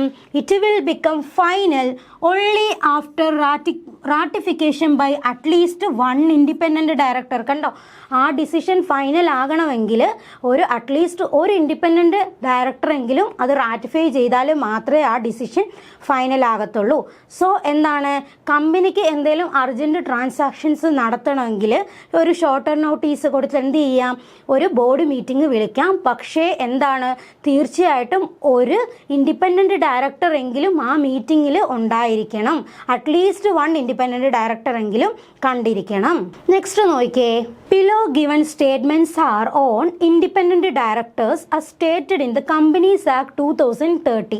അല്ലേ, കമ്പനീസ് ആക്ട് 2030 പ്രകാരം ഉള്ള കുറച്ച് ഇൻഡിപെൻഡൻറ്റ് ഡയറക്ടേഴ്സിൻ്റെ സ്റ്റേറ്റ്മെൻറ്റ്സ് ആണ് തന്നിരിക്കുന്നത്. You are directed to identify the wrong statement. എന്താണ് നമ്മൾ കണ്ടുപിടിക്കേണ്ടത്? ഇതിൽ റോങ് സ്റ്റേറ്റ്മെൻറ്റ് ഏതാണെന്നുള്ളതാണ് കണ്ടുപിടിക്കേണ്ടത്, അല്ലേ. ഇൻഡിപെൻഡൻറ്റ് ഡയറക്ടേഴ്സിനെ കുറിച്ചുള്ള കുറച്ച് കാര്യങ്ങൾ സ്റ്റേറ്റ്മെൻറ്റ്സ് ആണ് തന്നിരിക്കുന്നത്. റോങ് നമ്മൾ ഐഡൻറ്റിഫൈ ചെയ്യണം. Option A, there is a data bank containing list of persons who are eligible to willing to act as independent directors maintained by anyone as notified by the central government. എന്താ ആ ഒരു ഓപ്ഷനിൽ പറഞ്ഞിരിക്കുന്നത്? ആ ഒരു statement എന്താണ്? ഒരു data bank keep ചെയ്യുന്നുണ്ട്, അല്ലേ. എലിജിബിൾ ആയിട്ടുള്ള കുറേ ഇൻഡിപെൻഡൻറ്റ് ഡയറക്ടേഴ്സിൻ്റെ, അല്ലെ, സെൻട്രൽ ഗവൺമെൻറ്റിൻ്റെ നോട്ടിഫിക്കേഷൻ പ്രകാരം നോട്ടിഫൈ ചെയ്തിരിക്കുന്ന പ്രകാരം ഒരു ഡേറ്റ ബാങ്ക് തന്നെ എലിജിബിൾ ആയിട്ടുള്ള ഇൻഡിപെൻഡൻറ്റ് ഡയറക്ടേഴ്സിൻ്റെ കീപ്പ് ചെയ്യുന്നുണ്ടെന്നാണ് പറയുന്നത്. ദെൻ നോക്കിയേ, എന്താണ് സ്റ്റേറ്റ്മെൻറ്റ് ബിയിൽ പറഞ്ഞിരിക്കുന്നത്? Appointment of independent director shall be approved in the general meeting. ഒരു ഇൻഡിപെൻഡൻറ്റ് ഡയറക്ടറിൻ്റെ അയാളുടെ അപ്രൂവ് ചെയ്യണം. എന്ത് ചെയ്തിരിക്കണം? ജനറൽ മീറ്റിങ്ങിൽ അപ്രൂവ് ചെയ്തിരിക്കണം എന്നാണ് പറഞ്ഞിരിക്കുന്നത്. Option C before placing the name in the general meeting A prior approval from the company registrar in a prescribed format shall be obtained. ഈ ഒരു ഇൻഡിപെൻഡൻറ്റ് ഡയറക്ടറിൻ്റെ പേര് പ്ലേസ് ചെയ്യുന്നതിന് മുന്നേ തന്നെ എന്ത് ചെയ്യണം? ജനറൽ മീറ്റിങ്ങിൽ കൊടുക്കുന്നതിന് മുന്നേ തന്നെ രജിസ്ട്രാറിൻ്റെ കയ്യിൽ നിന്ന്, കമ്പനി രജിസ്ട്രാറിൻ്റെ കയ്യിൽ നിന്ന് ഒരു പ്രിസ്ക്രൈബ്ഡ് ഫോർമാറ്റിൽ എന്ത് കിട്ടിയിരിക്കണം? ഒരു അപ്രൂവൽ കിട്ടിയാൽ മാത്രമേ അത് കൊടുക്കാനായിട്ട് നമുക്ക് പറ്റുള്ളൂ എന്നാണ് പറയുന്നത്. ഓപ്ഷൻ ഡിയിൽ പറഞ്ഞിരിക്കുന്നത്? It is not applicable to companies with charitable purpose. അല്ലേ, ചാരിറ്റബിൾ പർപ്പസിന് വേണ്ടി സ്റ്റാർട്ട് ചെയ്തേക്കുന്ന കമ്പനികളാണെങ്കിൽ അവർക്ക് എന്ത് വേണ്ട? അവർക്ക് ഇൻഡിപെൻഡൻറ്റ് ഡയറക്ടറിനെ അപ്പോയിൻറ്റ് ചെയ്യേണ്ട ആവശ്യം ഇല്ല. അപ്പോൾ ഇതിൻ്റെ ആൻസർ എന്ന് പറയുന്നത് ഇവിടെ പറഞ്ഞിരുന്ന ക്വസ്റ്റ്യനിൽ കുറേ സ്റ്റേറ്റ്മെൻറ്റ്സ് ഉണ്ട്, അല്ലേ. ഇൻഡിപെൻഡൻറ്റ് ഡയറക്ടറിന് റിലേറ്റഡ് ആയിട്ടുള്ള കുറേ സ്റ്റേറ്റ്മെൻറ്റ്സ് ഉണ്ട്. അതിൽ റോങ് ആയിട്ടുള്ള സ്റ്റേറ്റ്മെൻ്റ് ആണ് നമ്മൾ കണ്ടുപിടിക്കേണ്ടത്. സോ ഓപ്ഷൻ സി ആണ് ഇവിടെ റോങ് ആയിട്ടുള്ള സ്റ്റേറ്റ്മെൻറ്റ്. ബാക്കിയെല്ലാം ഇൻഡിപെൻഡൻറ്റ് ഡയറക്ടറിന് റിലേറ്റഡ് ആയിട്ടുള്ള കറക്റ്റ് ആയിട്ടുള്ള സ്റ്റേറ്റ്മെൻറ്റ്സ് ആണ്. നോക്കാം. കണ്ടോ? The correct answer is option C, as it is the wrong statement. Under Companies Act 2030, the appointment of an independent director does not require any prior approval from the registrar of companies before placing the name in the general meeting. കണ്ടോ? ROCയുടെ കയ്യിൽ നിന്ന് നമുക്ക് നമുക്കൊരു prayer അപ്രൂവലിൻ്റെ ആവശ്യമില്ല. ആ ഒരു statement ആണ് ഇവിടെ ഇൻകറക്റ്റ് ആയിട്ടുള്ള, അല്ലെ റോങ് സ്റ്റേറ്റ്മെൻറ്റ് എന്ന് പറയുന്നത് അതാണ്. കണ്ടോ? The procedure is that board recommends the candidate and the appointment is then approved by the shareholders in the general meeting. There is no legal provision mandating ROC approval at this stage. Board meeting കൂടി അവർ ഒരു കാൻഡിഡേറ്റിനെ recommend ചെയ്യും. Share holders അത് general മീറ്റിംഗിൽ approve ചെയ്യും. So അയാൾ independent ഡയറക്ടറായി മാറി. ROCയുടെ ഒരു പ്രയർ അപ്രൂവലിൻ്റെ ആവശ്യം നമുക്ക് ഇല്ല. കണ്ടോ?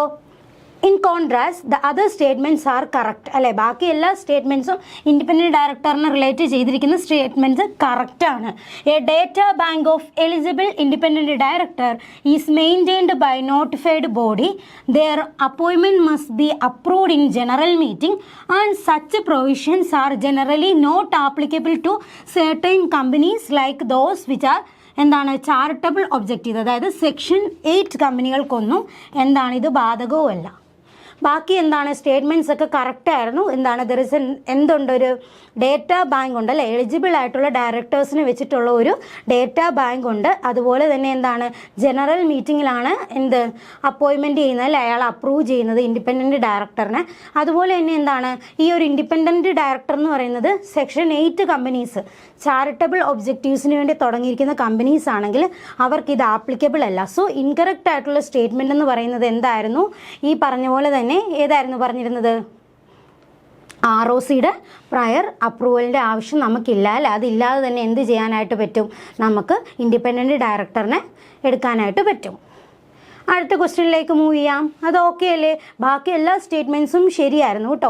ഈ ഒരു ഡേറ്റ ബാങ്ക് കീപ്പ് ചെയ്യുന്നുണ്ട്, അതുപോലെ എന്താണ് ജനറൽ മീറ്റിംഗിൽ ഒരു അപ്രൂവൽ ഷെയർ ഹോൾഡേഴ്സ് കൊടുക്കുന്നുണ്ട്, അതുപോലെ എന്താണ് സെക്ഷൻ 8 കമ്പനീസിന് ഇൻഡിപെൻഡൻറ്റ് ഡയറക്ടേഴ്സിനെ വെക്കണമെന്നുള്ളത് നിർബന്ധമില്ലാത്ത കാര്യമാണ്. അതൊക്കെ എന്താണ് ഇൻഡിപെൻഡൻറ്റ് ഡയറക്ടേഴ്സ് റിലേറ്റഡ് ആയിട്ട് കറക്റ്റ് ആയിട്ടുള്ള സ്റ്റേറ്റ്മെൻറ്റ്സ് ആയിരുന്നു. ക്വസ്റ്റ്യൻ നോക്കിയേ. Following statements are on annual general meeting mentioned in Companies Act 2013. Identify the correct statement. എന്താണ് AGM ആനുവൽ ജനറൽ മീറ്റിങ്ങിനെ കുറിച്ച് കുറച്ച് സ്റ്റേറ്റ്മെൻറ്റ്സ് ആണ് തന്നിരിക്കുന്നത്. ഇതിനകത്ത് കറക്റ്റ് ആയിട്ടുള്ള സ്റ്റേറ്റ്മെൻറ്റ് ഏതാണെന്നാണ് ചോദിച്ചിരിക്കുന്നത്. ഓപ്ഷൻ എ നോക്കിയേ. First AGM shall be held within 9 months from closing of first financial year. എന്താ പറഞ്ഞിരിക്കുന്നത് അവിടെ, ആദ്യത്തെ ആനുവൽ ജനറൽ മീറ്റിംഗ് എന്ന് പറയുന്നത് അവരുടെ ഫസ്റ്റ് ഫിനാൻഷ്യൽ ഇയർ ക്ലോസ് ചെയ്ത് വിത്തിൻ 9 മന്ത്സിനുള്ളിൽ എന്ത് ചെയ്തിരിക്കണം, ഇവർ ആദ്യത്തെ ആനുവൽ ജനറൽ മീറ്റിംഗ് കൂടിയിരിക്കണം. ഓപ്ഷൻ ബിയിൽ എന്താണ് പറയുന്നത്, the time period between 2 consecutive AGM should not be more than 80 months. എന്താണ് 2 ആനുവൽ ജനറൽ മീറ്റിംഗ് തമ്മിലുള്ള ടൈം പീരീഡ് എന്ന് പറയുന്നത് 80 മന്ത്സിൽ കൂടുതലാകാൻ പാടില്ല കേട്ടോ. അത് റോങ് സ്റ്റേറ്റ്മെൻ്റ് ആണ് കേട്ടോ. കറക്റ്റ് സ്റ്റേറ്റ്മെൻ്റ് ഇല്ല, നമ്മൾ 50 മന്ത്സ് ആണ് വരുന്നത്. നോക്കാം. Option C, power to give extension in time to call AGM is only with central government. എന്താ പറഞ്ഞിരിക്കുന്നത്, AGM വിളിക്കാനുള്ള ആ ഒരു ടൈം പീരീഡ് എക്സ്റ്റൻഷൻ കൊടുക്കാനുള്ള പവർ ആർക്ക് മാത്രമേ ഉള്ളൂ, സെൻട്രൽ ഗവൺമെൻറ്റിന് മാത്രമേ ഉള്ളൂ എന്നാണ് പറഞ്ഞിരിക്കുന്നത്. അതും റോങ് സ്റ്റേറ്റ്മെൻ്റ് ആണ്. നോക്കിയേ, a listed company can hold AGM at any place in India with prior consent of the members. അതും റോങ് സ്റ്റേറ്റ്മെൻ്റ് ആണ്. ഇവിടെ കറക്റ്റ് ആയിട്ടുള്ള സ്റ്റേറ്റ്മെൻറ്റ് എന്ന് പറയുന്നത് ഓപ്ഷൻ എ ആണ്. എന്താണ്, ഒരു കമ്പനി അവർ ഇൻകോർപ്പറേറ്റ് ചെയ്ത് കഴിഞ്ഞിട്ട് ആദ്യത്തെ ആനുവൽ ജനറൽ മീറ്റിംഗ് എന്ന് പറയുന്നത് ആ ഒരു ഫസ്റ്റ് ഫിനാൻഷ്യൽ ഇയർ കഴിഞ്ഞിട്ട് അതിൻ്റെ 9 മന്ത്സിനുള്ളിൽ അവർ ഫസ്റ്റ് AGM നടത്തിയിരിക്കണം. സോ കറക്റ്റ് സ്റ്റേറ്റ്മെൻ്റ് ആയിരുന്നു ചോദിച്ചിരുന്നത്. ഓപ്ഷൻ എ ആണ് കറക്റ്റ് ആയിട്ടുള്ള സ്റ്റേറ്റ്മെൻറ്റ്. എക്സ്പ്ലനേഷനും കൂടെ കേൾക്കുമ്പോൾ നിങ്ങൾക്ക് തറവാവും. നോക്കാം. സ്റ്റേറ്റ്മെന്റ് എ എന്തായിരുന്നു പറഞ്ഞിരുന്നത്, first AGM shall be held within 9 months from the closing of first financial year. Under the Companies Act 2030, a newly incorporated company is given a specific time frame to hold this it's first meeting. Correct ആണല്ലേ. അപ്പോൾ എന്താണ് ആദ്യത്തെ സ്റ്റേറ്റ്മെൻറ്റിൽ പറഞ്ഞിരുന്നത്, ഒരു company അവർ start ചെയ്ത് അതിൻ്റെ first financial year കഴിഞ്ഞു within 9 മന്ത്സിനുള്ളിൽ അവർ ഫസ്റ്റ് AGM കൂടിയിരിക്കണം എന്നാണ് പറയുന്നത് അല്ലേ. അത് ശരിയാണ്. ദെൻ സ്റ്റേറ്റ്മെൻറ്റ് ബിയിൽ എന്തിരുന്നു പറഞ്ഞിരുന്നത്, അവിടെ പറഞ്ഞിരുന്നത് the statement suggest A maximum gap of 80 months അല്ലേ. 2 കോൺസിക്യൂട്ടീവ് AGMs തമ്മിൽ 80 മന്ത്സ് ആയിരുന്നു മാക്സിമം ഗ്യാപ്പ് അല്ല. However, the standard requirement is that not more than 50 months shall elapse between the date of one AGM and the next. കണ്ടോ, 2 AGMകൾ തമ്മിലുള്ള എന്താണ് gap എന്ന് പറയുന്നത് 50 മന്ത്സിൽ കൂടാനാണ് പാടില്ലാത്തത്. കണ്ടോ. ഓപ്ഷൻ സിയിൽ എന്തായിരുന്നു പറഞ്ഞിരുന്നത്, The statement claims this power is only with the central government. In practice, registrar of companies is the authority empowered to grant an extension of time for holding an AGM for any special reason. So they cannot grant an extension for very first AGM. അവിടെ എന്താ പറഞ്ഞിരുന്നത്, ഇനി annual general meeting കൂടാനുള്ള ആ ഒരു time frame കൂട്ടിക്കൊടുക്കാനൊക്കെ ഉള്ള അധികാരം, എക്സ്റ്റൻഷനുള്ള അധികാരം സെൻട്രൽ ഗവൺമെൻറ്റിനാണെന്നാണെന്നല്ലേ പറഞ്ഞിരുന്നത്? അല്ല, അത് രജിസ്ട്രാർ ഓഫ് കമ്പനീസിനാണ് അധികാരമുള്ളത്. പക്ഷേ ഫസ്റ്റ് AGM അങ്ങനെ നീട്ടിക്കൊടുക്കാനുള്ള പവർ ഇല്ലാതാണ് കേട്ടോ. ഫസ്റ്റ് ആനുവൽ ജനറൽ മീറ്റിംഗ് ഉറപ്പായിട്ടും എന്താണ്, വിത്തിൻ ആ ഒരു ഫസ്റ്റ് ഫിനാൻഷ്യൽ ഇയറിൻ്റെ വിത്തിൻ 9 monthsനുള്ളിൽ അവരെന്ത് ചെയ്തിരിക്കണം, അവർ first annual general meeting held ചെയ്തിരിക്കണം. അത് ഓക്കെ അല്ലേ? സ്റ്റേറ്റ്മെന്റ് ഡിയിൽ എന്തായിരുന്നു പറഞ്ഞിരുന്നത്? This statement suggest a listed company can hold an AGM anywhere in India with members consent അല്ലേ? പറ്റത്തില്ല. ഒരു ലിസ്റ്റഡ് കമ്പനിക്ക് എന്താ പറഞ്ഞിരുന്നത്, മെമ്പേഴ്സിൻ്റെ കൺസെൻറ്റ് ഉണ്ടെങ്കിൽ ഇന്ത്യയിൽ എവിടെ വേണേലും എന്ത് ചെയ്യാനായിട്ട് പറ്റും, അവർക്ക് ആനുവൽ ജനറൽ മീറ്റിംഗ് കൂടാനായിട്ട് പറ്റുമെന്നാണ് പറഞ്ഞിരുന്നത്. Generally, company must hold its AGM at its registered office or another location within the same city, town or village, while there are exemptions for unlisted company to hold meeting elsewhere in India if all members agree.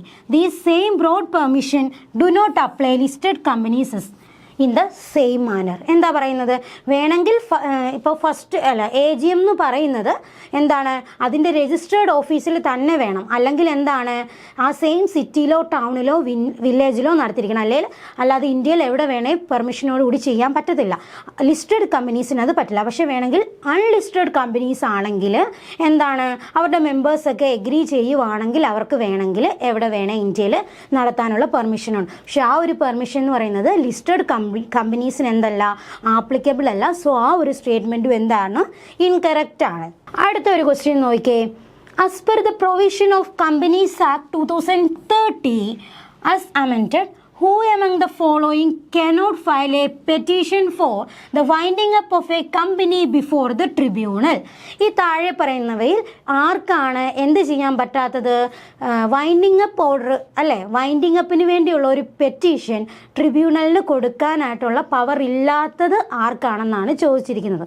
2030 companies act 2030 പ്രകാരം എന്താണ്, ഒരു company winding up ചെയ്യാനുള്ള petition കൊടുക്കാൻ, ട്രിബ്യൂണലിന് കൊടുക്കാൻ permission അല്ലെങ്കിൽ എന്താണ് അതിനുള്ള right ഇല്ലാത്തത് ആർക്കാണ് പെറ്റീഷൻ ഫയൽ ചെയ്യാൻ പറ്റാത്തത്? Option A consumers, option B company itself, option C ROC registrar of companies, option D state government. Answer എന്ന് പറയുന്നത് ഓപ്ഷൻ എ കൺസ്യൂമേഴ്സ്. കൺസ്യൂമേഴ്സിനാണ് അങ്ങനെ ഒരു പെറ്റീഷൻ ഫയൽ ചെയ്യാനായിട്ട് പറ്റാത്തത്. ദെൻ നോക്കിയേ, option A consumers. Consumers cannot file a petition for the winding up of a company. The law does not grant this right to individual consumers. എന്താണ്, individual കൺസ്യൂമേഴ്സിന് ഒരിക്കലും എന്ത് ചെയ്യാനായിട്ട് പറ്റത്തില്ല, ട്രിബ്യൂണലിന് പെറ്റീഷൻ, കമ്പനി വൈൻഡപ്പ് ചെയ്യാനുള്ള petition കൊടുക്കാൻ file ചെയ്യാനായിട്ട് പറ്റാത്തത് കൺസ്യൂമേഴ്സിനാണ്. Law ആ ഒരു ഇത് കൊടുക്കുന്നില്ല, റൈറ്റ് കൊടുക്കുന്നില്ല. ഓപ്ഷൻ ബിയിൽ എന്താണ്, കമ്പനി ഇറ്റ്സെൽഫ്, കമ്പനിക്ക് എന്ത് ചെയ്യാം, കൊടുക്കാം. നോക്കിയേ, the company itself can file a petition for winding up under section 271 of companies act 2030. This usually happens when a company becomes insolvent and its members or directors believe it is necessary to wind up the company's affairs.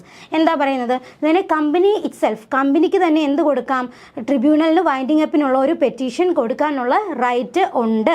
എന്താണ്, company എന്താണ് ഇൻസോൾവൻ്റ് ആയി മാറുകയാണ്, അല്ലെങ്കിൽ മെമ്പേഴ്സും ഡയറക്ടേഴ്സും ഒക്കെ കൂടി തീരുമാനിക്കുവാണ് നമുക്ക് എന്താണ് കമ്പനിയുടെ അഫേഴ്സ് ഒക്കെ നിർത്താൻ, വൈൻഡപ്പ് ചെയ്യാം.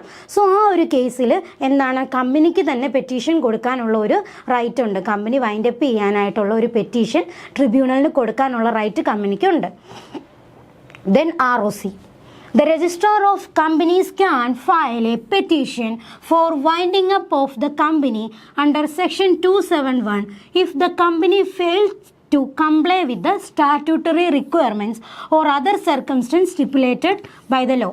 എന്താണ് സ്റ്റാറ്റ്യൂട്ടറി റിക്വയർമെൻറ്റ്സിന് അനുസരിച്ചല്ല കമ്പനി പ്രവർത്തിക്കുന്നത്, അല്ലെ എന്തെങ്കിലും ലോയ്ക്കെതിരെയൊക്കെ വൊലേറ്റ് ചെയ്യുകയൊക്കെ ചെയ്യുവാണെങ്കിൽ ആർക്കും എന്ത് കൊടുക്കാം, പെറ്റീഷൻ കൊടുക്കാം. രജിസ്ട്രാർ ഓഫ് കമ്പനീസിനും പെറ്റീഷൻ കൊടുക്കാനുള്ള റൈറ്റ് ഉണ്ട്. ഓപ്ഷൻ ഡിയിൽ ആരായിരുന്നു പറഞ്ഞത്? സ്റ്റേറ്റ് ഗവൺമെൻറ് ആണ് അല്ലേ.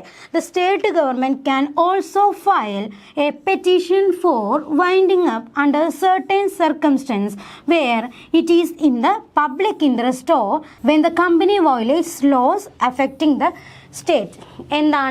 സ്റ്റേറ്റ് ഗവൺമെൻറ്റിനും എന്ത് കൊടുക്കാം, പെറ്റീഷൻ കൊടുക്കാം. ചിലപ്പോൾ പബ്ലിക് ഇൻട്രസ്റ്റിന് എഗെയിൻസ്റ്റ് ആയിട്ട് അല്ലെങ്കിൽ കമ്പനി ലോസ് ഒക്കെ വയലേറ്റ് ചെയ്യുന്നു, അല്ലെങ്കിൽ സ്റ്റേറ്റിനെ അഫക്റ്റ് ചെയ്യുന്ന രീതിയിലൊക്കെ ഇവർ ചെയ്യുവാണെങ്കിൽ സ്റ്റേറ്റ് ഗവൺമെൻറ്റിനും എന്ത് കൊടുക്കാം, പെറ്റീഷൻ കൊടുക്കാം. സോ പെറ്റീഷൻ കൊടുക്കാൻ പറ്റാത്തത് ആർക്കായിരുന്നായിരുന്നു ചോദിച്ചിരുന്നത്? കൺസ്യൂമേഴ്സിനാണ് ട്രിബ്യൂണലിന് പെറ്റീഷൻ കൊടുക്കാൻ പറ്റാത്തത്. വൈൻഡിങ് അപ്പ് റിലേറ്റഡ് ആയിട്ട് പെറ്റീഷൻ ഫയൽ ചെയ്യാൻ പറ്റാത്തത് കൺസ്യൂമേഴ്സിനാണ് അല്ലേ. രജിസ്ട്രാർ ഓഫ് കമ്പനീസിനും സ്റ്റേറ്റ് ഗവൺമെൻറ്റിനും കമ്പനിക്കും ഒക്കെ എന്ത് ചെയ്യാനായിട്ട് പറ്റും, പെറ്റീഷൻ കൊടുക്കാനുള്ള റൈറ്റ് കൊടുത്തിട്ടുണ്ട്. കണ്ടോ, ദ കറക്റ്റ് ഓപ്ഷൻ എന്ന് പറയുന്നത് ഓപ്ഷൻ എ ആണ് ആൻസർ എന്ന് പറയുന്നത്. Consumers they do not have the authority to file a petition for winding up a company. Only the company itself, creditors, relevant authority such as ROC or state government can initiate such proceedings. ഒരു കൺസ്യൂമേഴ്സിന് ഒരിക്കലും petition കൊടുക്കാൻ പറ്റത്തില്ല അല്ലെ, winding up related ആയിട്ട് കമ്പനിക്കോ അതിൻ്റെ ക്രെഡിറ്റേഴ്സിനോ അല്ല relevant ആയിട്ടുള്ള authority ROCക്കോ state ഗവൺമെൻറ്റിനോ ഒക്കെയാണ് ഇങ്ങനെ ഒരു പെറ്റീഷൻ കൊടുക്കാനുള്ള അധികാരം ഉള്ളത്. ദെൻ നോക്കിക്കേ, given below statements are on audit committee. Audit കമ്മിറ്റിനെ കുറിച്ചുള്ള കുറച്ച് സ്റ്റേറ്റ്മെൻറ്റ്സ് ആണ് തന്നിരിക്കുന്നത്. Identify the statement which is wrong. ഇതിനകത്ത് റോങ് സ്റ്റേറ്റ്മെൻ്റ് ആണ് നമ്മൾ കണ്ടുപിടിക്കേണ്ടത്. Option A, it is compulsory for every listed company. Option B, all members of the audit committee should have the ability to read financial statements. നോക്കിക്കേ, audit കമ്മിറ്റിയിലുള്ള എല്ലാ മെമ്പേഴ്സിനും financial statements മനസ്സിലാക്കാനും read ചെയ്യാനും ഒക്കെ ഉള്ള എബിലിറ്റി വേണം എന്നാണ് പറയുന്നത്. Option C, it shall consist of minimum of 3 directors. ഒരു ഓഡിറ്റ് കമ്മിറ്റിയിൽ എന്ത് വേണം, 3 ഡയറക്ടേഴ്സ് എങ്കിലും വേണം. The independent directors is to have majority. Majority എന്തായിരിക്കണം, ഇൻഡിപെൻഡൻറ്റ് ഡയറക്ടേഴ്സ് ആയിരിക്കണം. അപ്പോൾ ഓഡിറ്റ് കമ്മിറ്റി റിലേറ്റഡ് ആയിട്ടുള്ള കുറച്ച് സ്റ്റേറ്റ്മെൻറ്റ്സ് തന്നിരിക്കുന്നു. റോങ് ആയിട്ടുള്ള സ്റ്റേറ്റ്മെൻറ്റ് കണ്ടുപിടിക്കാനാണ് പറഞ്ഞിരിക്കുന്നത്. എല്ലാ ലിസ്റ്റഡ് കമ്പനീസിനും ഓഡിറ്റ് കമ്മിറ്റി ഫോം ചെയ്യേണ്ടതായിട്ടുണ്ട്. അതുപോലെ മിനിമം 3 ഡയറക്ടേഴ്സ് വേണ്ടതായിട്ടുണ്ട്. അതിൽ മജോറിറ്റിയും ഇൻഡിപെൻഡൻറ്റ് ഡയറക്ടേഴ്സ് ആയിരിക്കണം. അതുകൊണ്ട് റോങ് സ്റ്റേറ്റ്മെൻറ്റ് എന്ന് പറയുന്നത് ഏതാണ്? ഓപ്ഷൻ ബി ആണല്ലേ. എല്ലാവർക്കും ആ ഫിനാൻഷ്യൽ സ്റ്റേറ്റ്മെൻറ്റ്സ് മനസ്സിലാക്കാനും അത് അനലൈസ് ചെയ്യാനുള്ള എബിലിറ്റി വേണമെന്ന് ഇല്ല. സോ ഓപ്ഷൻ ബി ആണ് കറക്റ്റ് ആയിട്ടുള്ള ആൻസർ. നോക്കാം, audit committee is compulsory for every listed public company. കണ്ടോ, എല്ലാ ലിസ്റ്റഡ് പബ്ലിക് കമ്പനികൾക്കും ഓഡിറ്റ് കമ്മിറ്റി ഫോം ചെയ്യേണ്ടതായിട്ടുണ്ട്. സോ അത് ട്രൂ ആയിരുന്നു. ഓപ്ഷൻ ബിയിൽ എന്താ പറയുന്നത്? Law does not say all members must have the ability to read financial statements. It says majority of members including its chairperson shall be persons with the ability to read and understand the financial statements. Law പറയുന്നത് എന്താണ്? ഒരു audit കമ്മിറ്റിയിലെ എല്ലാ മെമ്പേഴ്സിനും financial statements മനസ്സിലാക്കാനുള്ള ഒരു ability വേണ്ട. പക്ഷേ അതിൻ്റെ മെജോറിറ്റി ഇൻക്ലൂഡിങ് ചെയർപേഴ്സൺ എന്ത് വേണം? അത് മനസ്സിലാക്കാനുള്ള ഒരു എബിലിറ്റി വേണം. Also all members shall be financially literate and at least 1 member shall have accounting or related financial management expertise. So all members എന്ന് പറയുന്നത് ഇൻകറക്റ്റ് ആണ്. അറ്റ്ലീസ്റ്റ് കുറച്ച് ആൾക്കാർക്ക് മതി. മെജോറിറ്റി ഓഫ് മെമ്പേഴ്സിനും അതുപോലെ തന്നെ ചെയർപേഴ്സണും ഒക്കെ എന്ത് വേണം? ഫിനാൻഷ്യൽ സ്റ്റേറ്റ്മെൻറ്റ്സ് അണ്ടർസ്റ്റാൻഡ് ചെയ്യാനും ഒക്കെ ഉള്ള എബിലിറ്റി വേണം. അല്ലാതെ എല്ലാ മെമ്പേഴ്സിനും വേണമെന്ന് പറയുന്നില്ല. അതുകൊണ്ട് തന്നെ ഈ സ്റ്റേറ്റ്മെൻറ്റ് ഇൻകറക്റ്റ് ആണ് അല്ലേ, റോങ് ആയിട്ടുള്ള സ്റ്റേറ്റ്മെൻ്റ് ആണ്. പിന്നെ എന്താ പറഞ്ഞിരുന്നത്? ഓപ്ഷൻ സിയിൽ പറഞ്ഞിരുന്നത് മിനിമം ഓഫ് 3 ഡയറക്ടേഴ്സ് വേണം. അത് കറക്റ്റാണ്. പിന്നെ എന്താ പറഞ്ഞിരുന്നത്? Independent directors shall constitute majority in the audit committee. ഈ ഒരു സ്റ്റേറ്റ്മെൻറ്റും കറക്റ്റാണ്. ഇപ്പം എന്തൊക്കെയാണ്, എല്ലാ പബ്ലിക് ലിസ്റ്റഡ് കമ്പനീസിനും ഓഡിറ്റ് കമ്മിറ്റി ഫോം ചെയ്യണം. ഓഡിറ്റ് കമ്മിറ്റിക്കകത്ത് എന്ത് വേണം, മിനിമം 3 ഡയറക്ടേഴ്സ് എങ്കിലും വേണം. അതുപോലെ തന്നെ മജോറിറ്റി ഓഫ് ഡയറക്ടേഴ്സ് എന്ന് പറയുന്നത് ആരായിരിക്കണം, ഇൻഡിപെൻഡൻറ്റ് ഡയറക്ടേഴ്സും ആയിരിക്കണം. സോ അത് 3 എന്താണ്, കറക്റ്റാണ്. റോങ് ആയിട്ടുള്ള ഏതായിരുന്നു, എല്ലാ അതിനകത്ത് മെമ്പേഴ്സിനും എന്ത് വേണ്ട, ഫിനാൻഷ്യൽ സ്റ്റേറ്റ്മെൻറ്റ്സ് അനലൈസ് ചെയ്യാനോ അണ്ടർസ്റ്റാൻഡ് ചെയ്യാനുള്ള എബിലിറ്റി വേണ്ട. ഓക്കെ അല്ലേ, അതായിരുന്നു റോങ് ആയിട്ടുള്ള സ്റ്റേറ്റ്മെൻറ്റ്. നോക്കിയേ, The below given statement are on board of directors of a company. Identify the wrong statement. Board of ഡയറക്ടേഴ്സിനെ കുറിച്ചുള്ള കുറച്ച് സ്റ്റേറ്റ്മെൻറ്റ്സ് ആണ് ഇതിനകത്ത് നമുക്ക് കണ്ടുപിടിക്കേണ്ടത്. റോങ് സ്റ്റേറ്റ്മെൻറ്റ് ഏതാണെന്നാണ് ചോദിച്ചിരിക്കുന്നത്. Option A, only individual can be appointed as directors. എന്താണ്, ഇൻഡിവിജ്വൽസിന് മാത്രമേ നമുക്ക് ഡയറക്ടേഴ്സായിട്ട് അപ്പോയിൻറ്റ് ചെയ്യാൻ പറ്റത്തുള്ളൂ. നോക്കിയേ, there should be at least one women director for a listed company. ഒരു ലിസ്റ്റഡ് കമ്പനി ആണെങ്കിൽ എന്താണ്, അറ്റ്ലീസ്റ്റ് ഒരു വിമൻ ഡയറക്ടർ എങ്കിലും വേണം. ഓപ്ഷൻ ഡി നോക്കിയേ, an independent director can be a whole time director. അത് ശരിയാണോ? അല്ല. ഓപ്ഷൻ ഡി ആണ് ഇവിടെ കറക്റ്റ് ആയിട്ടുള്ള ആൻസർ. കറക്റ്റ് ആയിട്ടുള്ളതെന്ന് വെച്ചാൽ നമ്മളൊരു റോങ് സ്റ്റേറ്റ്മെൻ്റ് ആയിരുന്നു ചോദിച്ചിരുന്നത്. ബാക്കിയെല്ലാം ബോർഡ് ഓഫ് ഡയറക്ടേഴ്സിനെ വെച്ച് ഓക്കെ ആണ്. കണ്ടോ, എന്താണ് ഡയറക്ടേഴ്സ് എന്ന് പറയുന്നത്, എന്താണ് ഓൺലി ഇൻഡിവിജ്വൽസിനെ നമുക്ക് അപ്പോയിൻറ്റ് ചെയ്യാനായിട്ട് പറ്റത്തുള്ളൂ. അതുപോലെ അറ്റ്ലീസ്റ്റ് എന്താണ്, ലിസ്റ്റഡ് കമ്പനി ആണെങ്കിൽ അറ്റ്ലീസ്റ്റ് 1 വിമൻ ഡയറക്ടർ എങ്കിലും കണ്ടിരിക്കണം. പ്രൈവറ്റ് കമ്പനി ആണെങ്കിൽ നമുക്കറിയാം മിനിമം 2 ഡയറക്ടേഴ്സും നമ്മൾ കണ്ടായിരുന്നല്ലേ, 2 മെമ്പേഴ്സും വേണമെന്നൊക്കെ. സോ അതും കറക്റ്റാണ്. ഇവിടെ എന്താ പറഞ്ഞിരിക്കുന്നത്, ഇൻഡിപെൻഡൻറ്റ് ഡയറക്ടർ എന്ന് പറയുന്നത് ഒരു ഹോൾ ടൈം ഡയറക്ടറായിട്ട് വർക്ക് ചെയ്യാൻ പറ്റും എന്നാണ് പറയുന്നത്. ഒരിക്കലും അത് പറ്റത്തില്ല. നമ്മൾ നേരത്തെ കണ്ടായിരുന്നു അല്ലേ, ഇൻഡിപെൻഡൻറ്റ് ഡയറക്ടർ എന്ന് പറഞ്ഞാൽ എന്താണ്, നമ്മുടെ കമ്പനിയുമായിട്ട് യാതൊരുവിധ ഫിനാൻഷ്യൽ റിലേഷനോ ഒരു പെക്യുനറി റിലേഷൻഷിപ്പോ ഒന്നുമില്ലാത്ത ഡയറക്ടേഴ്സോ അവരുടെ റിലേറ്റീവ്സോ അവരുമായിട്ട് യാതൊരുവിധ റിലേഷനും ഇല്ലാത്ത അല്ലേ, ഒരു ട്രാൻസ്പെറൻ്റ് ആയിട്ട് കാര്യങ്ങളൊക്കെ ചെയ്യുന്ന ഒരാളായിരുന്നു അല്ലേ. Statement A, only individual can be appointed as directors. This statement is correct. എന്താണ്, Companies Act 2013 mandates only individuals can be appointed as directors of the company. അല്ലേ, Companies Act 2030 പ്രകാരം ഇൻഡിവിജ്വൽസിന് മാത്രമേ കമ്പനിയുടെ ഡയറക്ടേഴ്സ് ആയിട്ട് അപ്പോയിൻറ്റ് ചെയ്യാൻ പറ്റത്തുള്ളൂ. കണ്ടോ, corporate bodies or companies cannot be directors. Corporate ബോഡീസോ കമ്പനീസിനോ ഒന്നും എന്ത് പറ്റത്തില്ല, ഡയറക്ടേഴ്സായിട്ട് അപ്പോയിൻറ്റ് ചെയ്യാൻ പറ്റത്തില്ല. സോ ആ സ്റ്റേറ്റ്മെൻറ്റ് എന്താണ്, കറക്റ്റാണ്. ഇൻഡിവിജ്വൽസിന് മാത്രമേ ഡയറക്ടേഴ്സായിട്ട് അപ്പോയിൻറ്റ് ചെയ്യാൻ പറ്റത്തുള്ളൂ. ഓപ്ഷൻ ബിയിൽ എന്തായിരുന്നു പറഞ്ഞിരുന്ന statement, there should be at least 1 woman director for a listed company. വളരെ കറക്റ്റാണ്. കണ്ടോ, the statement is correct. As per companies rule 2014 listed companies are required to have at least 1 woman director in their board. അല്ലേ, listed companies എന്ത് വേണം, companies rule പ്രകാരം listed കമ്പനീസിൽ at least 1 woman director എങ്കിലും കണ്ടിരിക്കണം. സോ ആ സ്റ്റേറ്റ്മെൻറ്റും എന്താണ്, കറക്റ്റാണ്. സ്റ്റേറ്റ്മെൻറ്റ് സിയിൽ എന്താ പറഞ്ഞിരുന്നത്, a private company has to have minimum 2 directors. അല്ലേ, നോക്കിയേ, അതും കറക്റ്റാണ്. According to section 149 subsection 1 of companies act 2030 a private company must have a minimum of 2 directors whereas a public company must have a minimum of 3 directors. നമുക്കറിയാം അല്ലേ, companies act 2030 പ്രകാരം ഒരു private കമ്പനിക്ക് minimum 2 directors എങ്കിലും വേണം. ഇനി അത് public company ആണെങ്കിൽ നമ്മൾ കണ്ടു 3 ഡയറക്ടേഴ്സ് എങ്കിലും വേണം. സോ ആ സ്റ്റേറ്റ്മെൻറ്റും കറക്റ്റ് ആയിരുന്നു അല്ലേ. അപ്പോൾ ഇൻകറക്റ്റ് ആയിട്ടുള്ള സ്റ്റേറ്റ്മെൻറ്റ് നോക്കാം. അതിനു മുന്നേ നോക്കിയേ, statement D, an independent director can be whole time director. This is wrong statement. An independent director cannot be a whole time director. അല്ലേ, ഒരു ഇൻഡിപെൻഡൻറ്റ് ഡയറക്ടറിനെ ഒരു ഫുൾ ടൈം ഡയറക്ടറാക്കി വെക്കാനായിട്ട് നമുക്ക് പറ്റത്തില്ല, അങ്ങനെ അപ്പോയിൻറ്റ് ചെയ്യാനായിട്ട് പറ്റത്തില്ല. എന്തുകൊണ്ടാണ്?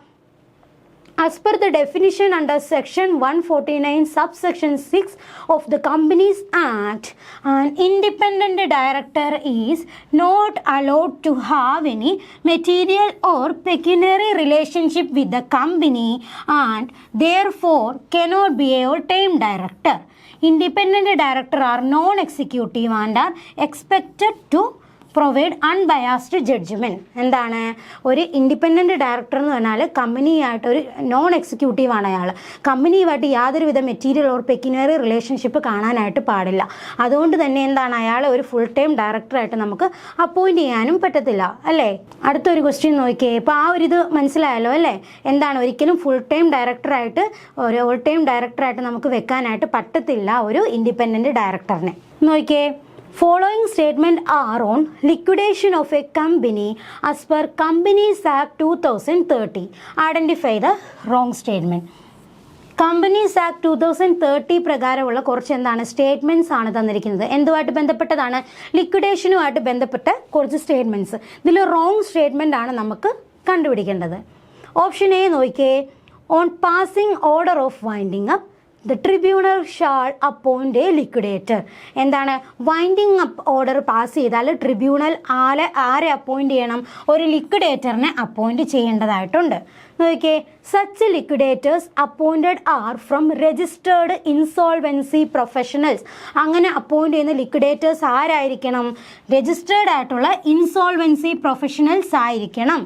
നോക്കിയേ, option C liquidator shall constitute a winding up committee to assist liquidation with the approval of tribunal. എന്താണ് ട്രിബ്യൂണലിൻ്റെ അപ്രൂവലോട് കൂടി തന്നെ ലിക്വിഡേറ്റർ എന്ത് ചെയ്യണം? ഒരു വൈൻഡിങ് അപ്പ് കമ്മിറ്റി ഫോം ചെയ്യണം. Then removal and replacement of liquidator can only be done by High Court. ശരിയാണോ? അതാണ് നമ്മുടെ റോങ് ആയിട്ടുള്ള സ്റ്റേറ്റ്മെൻ്റ് എന്ന് പറയുന്നത് അല്ലേ. എന്താണ് removal and replacement of liquidator can only be done by high court. ഹൈക്കോർട്ടിന് മാത്രമേ എന്ത് ചെയ്യാനായിട്ട് പറ്റത്തുള്ളൂ? ലിക്വിഡേറ്ററിനെ റിമൂവ് ചെയ്യാനോ റീപ്ലേസ് ചെയ്യാനോ ഒക്കെ പറ്റുള്ളൂ എന്നാണ് പറയുന്നത്. നോക്കാം. സ്റ്റേറ്റ്മെൻറ്റ് 1 എന്താണ് പറഞ്ഞിരുന്നത്? On passing order of winding the tribunal shall appoint a liquidator. This statement is correct. എന്താണ് നമ്മുടെ വൈൻഡിങ് അപ്പ് ഓർഡർ പാസ് ചെയ്ത് കഴിഞ്ഞാൽ ലിക്വിഡേറ്റർ എന്താണ് ട്രിബ്യൂണൽ എന്ത് ചെയ്യും? ഒരു ലിക്വിഡേറ്ററിനെ, ഈ ലിക്വിഡേറ്റർ ആരാ? നമ്മുടെ എന്താണ് വൈൻഡിങ് അപ്പ് പ്രോസസ്സും കാര്യങ്ങളും ഒക്കെ ഏറ്റെടുത്ത് ചെയ്യുന്ന ആളാണ് ലിക്വിഡേറ്റർ. അപ്പോൾ ലിക്വിഡേറ്ററിനെ അപ്പോയിൻ്റ് ചെയ്യും. As per section 273 of companies act 2030, once the tribunal passes an order for winding up, tribunal is responsible for appointing a liquidator to carry out the winding up process. എന്താണ് പറയുന്നത്? ഈ ഒരു companies act 2030 section 273 പ്രകാരം winding അപ്പിൻ്റെ പ്രോസസ്സും കാര്യങ്ങളും ഒക്കെ നോക്കി നടത്താനായിട്ട് tribunal ആരെ അപ്പോയിൻ്റ് ചെയ്യണം? ഒരു ലിക്വിഡേറ്ററിനെ അപ്പോയിൻ്റ് ചെയ്തിരിക്കണം. സോ ആ ഒരു സ്റ്റേറ്റ്മെൻറ്റ് കറക്റ്റാണ്. അടുത്ത എന്താ പറഞ്ഞിരുന്നത്? Statement 2, such liquidators appointed are from registered insolvency professionals. This statement is also correct. Under section 274 of Companies Act 2030, the liquidator appointed must be a registered insolvency professional. ആരായിരിക്കണം? Liquidator എന്ന് പറയുന്നത് ഒരു രജിസ്റ്റേർഡ് ഇൻസോൾവൻസി പ്രൊഫഷണൽ ആയിരിക്കണം. ആ ഒരു സ്റ്റേറ്റ്മെൻറ്റും അതുകൊണ്ട് കറക്റ്റാണ്. Then നോക്കിയേ, this ensures the individual has necessary qualification and expertise to handle the liquidation process. എന്തിനു വേണ്ടിയാണ്? ലിക്വിഡേഷൻ പ്രോസസ്സ് വേണ്ട രീതിയിൽ നല്ല രീതിയിൽ കൈകാര്യം ചെയ്യാനുള്ള എക്സ്പെർട്ടൈസും ക്വാളിഫിക്കേഷനും ഒക്കെ ആർക്ക് വേണം? ഈ ഒരു ലിക്വിഡേറ്റർക്ക് വേണം. സ്റ്റേറ്റ്മെൻറ്റ് 3 എന്താ പറഞ്ഞിരുന്നത്? Liquidator shall constitute a winding up committee to assist liquidation with the approval of the tribunal. എന്ത് ചെയ്യണം?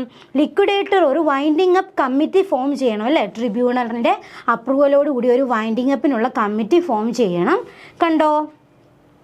As per provision of Companies Act 2030, liquidator has the authority to form a winding up committee which assists in carrying out liquidation process subject to the tribunal's approval.